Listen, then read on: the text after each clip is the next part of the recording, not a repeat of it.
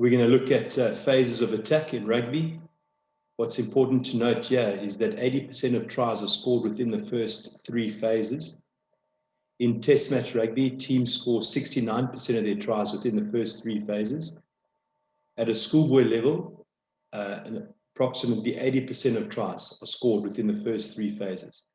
So as a coach and as a team, if one is struggling, what makes a lot of sense is to focus on planning those 2 phases ahead of that set piece, 2 to 3 phases, and it usually would make a massive difference, to the success rate of a side. Why do teams often not score from multi-phases? There's a number of reasons why that is the case. And if we have a look at them quickly there, an attacking team runs out of numbers because of poor decision-making at the breakdown. The next point there is defending teams only need 1 defender in defense. Sometimes teams are only sending in 1 or 2 defenders in making that tackle.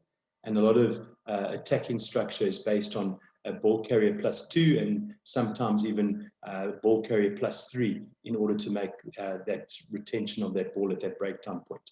So you can see just purely on a numbers game, the more and more team attacks, the fewer and fewer numbers of attackers they're going to have on their feet, and the more defenders are going to be on their feet.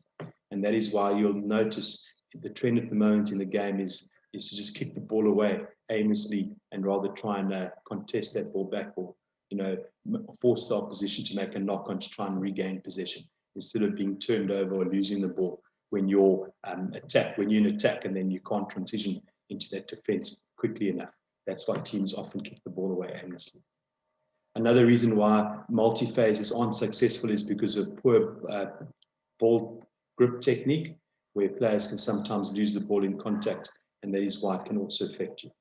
What I have done is I've pulled out a couple of examples of first phase examples of scoring from the set piece, and these are examples from the 2017 and 2018 first teams. So let's have a look at that quickly, guys, and hopefully we have a better understanding of what the phases of attack are and what we should be focusing on.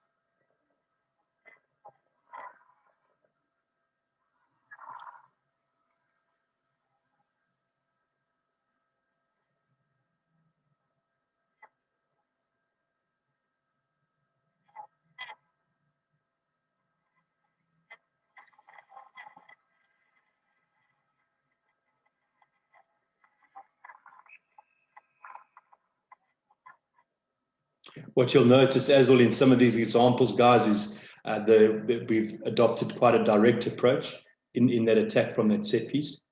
And we're not going to look at multi-phase examples in this clip, but something that I'd like you guys to have a look at is the clip on stats or the statistics of what set pieces you'll have in a game. And I'll share that shortly, and that's another nice clip to obviously have a look at as well.